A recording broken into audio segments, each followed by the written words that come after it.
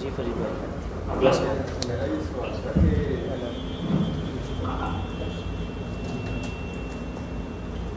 कासिम भाई के ड्रीम्स के ऊपर बिलीव करते हैं कि कासिम भाई सच कह रहे हैं, जो ख्वाब उन्होंने देखे हैं वो सच्चे हैं, अल्लाह की तरफ से हैं।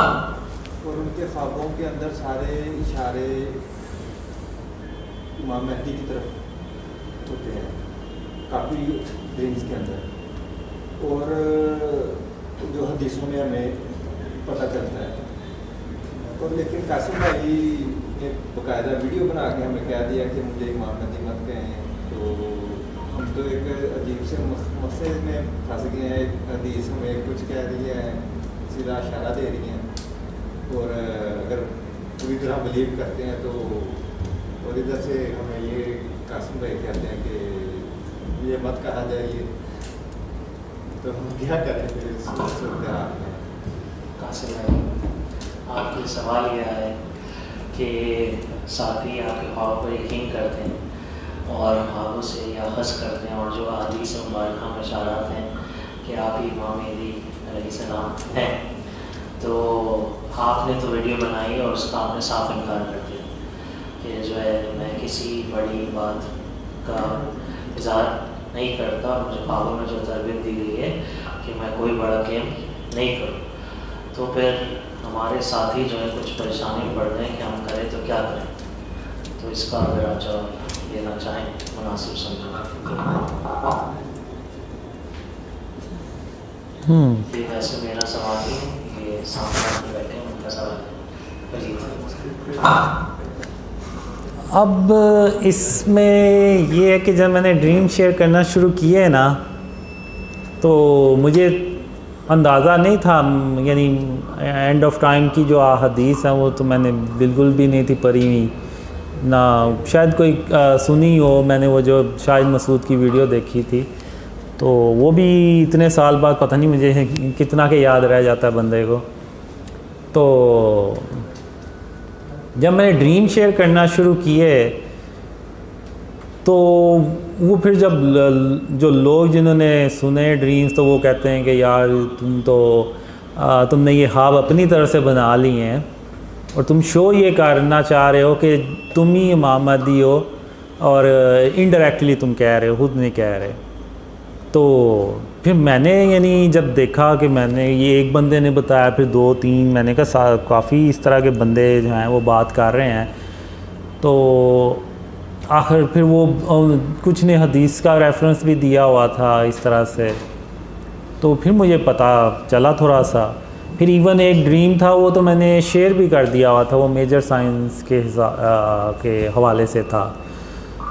तो उसका जब मुझे पता चला कि जी पहली निशानी तो ये है भरी निशानी, तो मैंने कहा ये क्या, तो वो फिर मैंने उसको प्राइवेट किया, और जो बाकी के ड्रीम्स थे जो मैंने शेयर किए हुए थे उनको भी फिर मैंने प्राइवेट किया। तो अब ये शुरू से ही हो रहा है, जो बिलीव कर रहा है ड्रीम्स पे वो कहते हैं कि जी आप वो हैं, जो नहीं करता वो कहते हैं कि जी आपको या ये शैतान बता रहा है, शैतान हाथ में आ रहा है, या फिर वो आपने अपनी तरफ से ये ड्रीम्स घरे हुए हैं। तो ये मुझे हाँ में भी आया था कि अल्लाह मुझे कहता है कि ये वीडियो बनाओ और इसको अपलोड कर दो, और कहो कि लानतुल्लाह अलल काज़िबीन, यानी झूठों पे अल्लाह की लानत हो जो इस मामले में झूठ बोले। तो वो फिर मैंने वीडियो बना के तो अपलोड की। तो अब चक्कर मसला ये है कि अब आप लोग बिलीव करते हैं ड्रीम्स का, तो आप उस तरफ चले जाते हैं। तो लेकिन इतना कंफर्म है कि आप लोग कभी मेरे मुंह से कभी कोई बड़ी बात नहीं सुनेंगे, इवन बड़ी बात भी नहीं सुनेंगे, दावा तो बहुत दूर की बात। उसकी वजह ये है कि अब आप देखें कि जब मैंने ड्रीम शेयर करना शुरू किए, तो उस वक़्त अल्लाह के सिवा मेरा कोई भी नहीं था, यानी मैंने अल्लाह के भरोसे पे ये ड्रीम शेयर करना शुरू किया। मैंने अल्लाह से कहा कि ये ना हो कि लोग ये कहें कि एक झूठा बंदा आया था और वो अपने ख्वाब शेयर करके चला गया और वो पता नहीं किधर गायब हो गया। तो अब तूने ही इन ख्वाबों को ना सच्चा करके दिखाना है। तो जैसे मैंने पहले भी कहा कि मुझे ज़हन में यही था, कोई 2-4 बंदे ड्रीम पे बिलीव कर लेंगे, बस इससे ज़्यादा नहीं करेंगे। लेकिन फिर अब जब इतने सारे लोगों ने बिलीव करना शुरू कर दिया, ना सिर्फ बिलीव कर रहे हैं बल्कि उनको फैला भी रहे हैं, तो ये अल्लाह की मदद है, इसकी अल्लाह की मदद के बगैर नहीं है। तो अब आप देखें कि अल्लाह मेरी ऐसे ही मदद कर रहा है, तो मुझे क्या ज़रूरत पड़ी है कोई नौज़बिल्ला दावा करने की या बड़ी बात करने की। अब मैं 2015 में अकेला था, अब आप देखें आज अल्लाह की मदद से इतने लोग बिलीव कर रहे हैं। तो ये किसी भी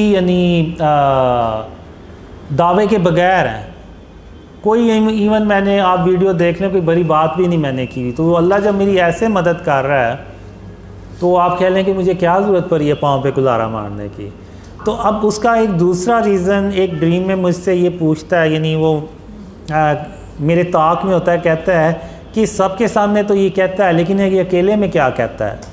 तो वो ना मेरे पीछे आ रहा होता है और मैं, एक बिल्डिंग होती है उसकी दूसरी मंजिल पे होता है और मुझे पता चल जाता है कि ये मेरे पीछे आ रहा है और इस नीयत से आ रहा है। तो मैं उधर वो दीवार के पीछे छुप जाता हूँ। तो जब वो उधर से ऐसे गुजरा है तो मैं अचानक बाहर निकल के उसको ना डराता हूँ, तो वो डर जाता है और फिर आगे से वो शर्मिंदा भी होता है कि मुझे पता था कि ये मेरे पीछे आ रहा है। तो मैंने उसको फिर कहता हूँ मुझे पता तुम क्यों आ रहे मेरे पीछे। तो वो कहता है कि हाँ, और तुम एक दिन दावा करोगे। तो मैंने कहा नहीं, ऐसा हो ही नहीं सकता कि मैं कोई दावा करूं। तो उसको ना मैं 2 मिसालें देता हूं। तो मैं उसको कहता हूं कि देखो, जब मैं तुम्हें ना 2 मिसालें दूंगा इसकी। एक, जब खुलफाए राशिदीन हज़रत उमर रज़ी ताला अन्हो का दौर था, तो उनके दौर में ना कहत की सूरत हाल पैदा हो गई। तो उन्होंने शाम के गवर्नर को ख़त लिखा कि यहाँ पे कहत की सूरत हाल पैदा हो रही है, तो आप इस सिलसिले में क्या मदद कर सकते हैं। तो उन्होंने कहा कि मैं इतनी लंबी लाइन लगा दूँगा रिज़्क़ की, यानी ऊँटों की, कि पहला ऊँट आपके पास होगा, आए पहुँचेगा तो आखिरी ऊँट मेरी तरफ से चल रहा होगा, इतनी लंबी लाइन लगा दूँगा। तो हज़रत उमर रज़ी ताला अन्हो खुश हो गए। तो अगले दिन एक आदमी आता है और वो कहता है कि मुझे रात को ख्वाब आई है और ख्वाब में हातिमुन नबिय्यीन मोहम्मद सल्लल्लाहु अलैहि वसल्लम की ज़ियारत हुई है। तो उन्होंने मुझे कहा है कि उमर से जाके कह दो कि वो अब वैसा नहीं रहा जैसा वो पहले था। तो हज़रत उमर रज़ी ताला अन्हु सुन के तो हैरान और परेशान हो जाते हैं कि आखिर ऐसी क्या वजह बनी कि वो आखिर ऐसे क्या वजह बनी कि वो, तो आखिर ऐसी क्या वजह बनी कि हातिमुन नबिय्यीन मोहम्मद सल्लल्लाहु अलैहि वसल्लम किसी और के हाथ में गए हैं।